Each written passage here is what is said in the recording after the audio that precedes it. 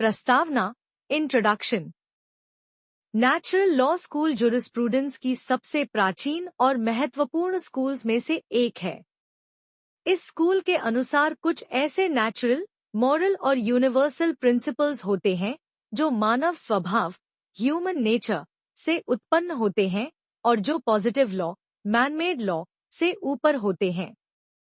यदि कोई law justice, morality और रीजन के विरुद्ध है तो उसे ट्रू लॉ नहीं माना जा सकता। नेचुरल लॉ स्कूल के सिद्धांतों का इंडियन कॉन्स्टिट्यूशन पर गहरा प्रभाव पड़ा है, विशेष रूप से preamble, fundamental rights, directive principles of state policy और जुडिशियल इंटरप्रिटेशन में। इसके अतिरिक्त नेचुरल लॉ स्कूल का 20वीं सेंचुरी में पुनरुत्थान, रिवाइवल भी देखा गया। नेचुरल लॉ का अर्थ, meaning of natural law. Natural law उन लीगल प्रिंसिपल्स को कहा जाता है जो नेचर, रीजन और मॉरालिटी पर आधारित होते हैं और सभी व्यक्तियों पर समान रूप से लागू होते हैं, चाहे समय या स्थान कुछ भी हो। ये लॉज पॉजिटिव लॉ से श्रेष्ठ माने जाते हैं। थॉमस एक्विनास के अनुसार natural law is the participation of human reason in the divine law. Natural law justice, equality, fairness और ह्यूमन डिग्निटी पर बल देता है। नेचुरल लॉ स्कूल का इंडियन कॉन्स्टिट्यूशन पर प्रभाव। Impact of natural law school on Indian constitution. Preamble पर प्रभाव।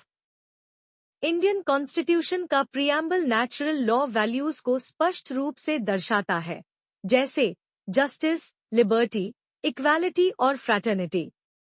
ये वैल्यूज केवल लीगल नहीं बल्कि मॉरल और एथिकल प्रिंसिपल्स भी हैं।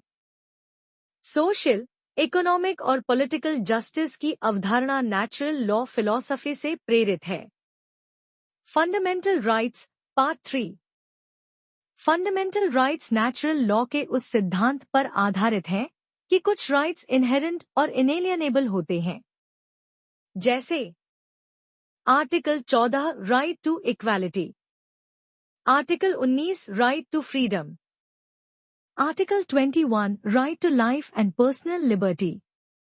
ये राइट्स ह्यूमन डिग्निटी और लिबर्टी को प्रोटेक्ट करते हैं, जो नेचुरल लॉ के मूल सिद्धांत हैं। Directive principles of state policy, part 4। Directive principles of state policy, DPSPs, natural law के मॉरल आइडियल्स से प्रभावित है। ये प्रिंसिपल स्टेट को सोशल वेलफेयर और सोशल जस्टिस सुनिश्चित करने का मार्गदर्शन करते हैं। Equal pay for equal work, protection of children and women जैसे प्रोविजंस एथिकल और मॉरल वैल्यूज पर आधारित हैं। रूल ऑफ लॉ की अवधारणा। इंडियन कॉन्स्टिट्यूशन में रूल ऑफ लॉ को स्वीकार किया गया है, जिसका अर्थ है कि लॉ सुप्रीम है और सभी पर्सन्स लॉ के समक्ष समान है। यह कंसेप्ट नेचुरल लॉ से प्रेरित है, क्योंकि नेचुरल लॉ न्यायपूर्ण लॉ पर बल देता है। जुडिशियल रिव्यू और इंटरप्रिटेशन। इंडियन जुडिशरी लॉज की इंटरप्रिटेशन जस्टिस, फेयरनेस और रीजनेबलनेस के आधार पर करती है। यह नेचुरल लॉ थिंकिंग का स्पष्ट उदाहरण है। Maneka Gandhi v. Union of India case में सुप्रीम कोर्ट ने आर्टिकल 21 की इंटरप्रिटेशन को विस्तृत करते हुए ड्यू प्रोसेस और फेयरनेस को शामिल किया। 20वीं सेंचुरी में नेचुरल लॉ का revival. Revival of natural law in the 20th century. 19वीं सेंचुरी में लीगल पॉजिटिविज्म के प्रभाव के कारण नेचुरल लॉ की इम्पोर्टेंस कम हो गई थी, लेकिन 20वीं सेंचुरी में इसका पुनरुत्थान हुआ। वर्ल्ड वॉर्स और ह्यूमन राइट्स वायोलेशंस। फर्स्ट और सेकेंड वर्ल्ड वॉर के दौरान अनेक अमानवीय कृत्य लीगली वैलिड थे। इससे यह स्पष्ट हुआ कि केवल पॉजिटिव लॉ पर्याप्त नहीं है और लॉ को मॉरालिटी पर आधारित होना चाहिए। Human rights movement. Universal declaration of human rights 1948 ने नेचुरल लॉ प्रिंसिपल्स को पुनर्जीवित किया। ह्यूमन राइट्स को नेचुरल और इनहेरेंट राइट्स माना गया, न कि स्टेट द्वारा दिए गए अधिकार। रूल ऑफ लॉ की अवधारणा। इंडियन कॉन्स्टिट्यूशन में रूल ऑफ लॉ को स्वीकार किया गया है, जिसका अर्थ है कि लॉ सुप्रीम है और सभी पर्सन्स लॉ के समक्ष समान है। यह कंसेप्ट नेचुरल लॉ से प्रेरित है, क्योंकि नेचुरल लॉ न्यायपूर्ण लॉ पर बल देता है। जुडिशियल रिव्यू और इंटरप्रिटेशन। इंडियन जुडिशरी लॉज की इंटरप्रिटेशन जस्टिस, फेयरनेस और रीजनेबलनेस के आधार पर करती है। यह नेचुरल लॉ थिंकिंग का स्पष्ट उदाहरण है। Maneka Gandhi v. Union of India case में सुप्रीम कोर्ट ने आर्टिकल 21 की इंटरप्रिटेशन को विस्तृत करते हुए ड्यू प्रोसेस और फेयरनेस को शामिल किया। 20वीं सेंचुरी में नेचुरल लॉ का revival of natural law in the 20th century. 19वीं सेंचुरी में लीगल पॉजिटिविज्म के प्रभाव के कारण नेचुरल लॉ की इम्पोर्टेंस कम हो गई थी, लेकिन 20वीं सेंचुरी में इसका पुनरुत्थान हुआ। वर्ल्ड वॉर्स और ह्यूमन राइट्स वायोलेशंस। फर्स्ट और सेकेंड वर्ल्ड वॉर के दौरान अनेक अमानवीय कृत्य लीगली वैलिड थे। इससे यह स्पष्ट हुआ कि केवल पॉजिटिव लॉ पर्याप्त नहीं है और लॉ को मोरालिटी पर आधारित होना चाहिए। Human rights movement.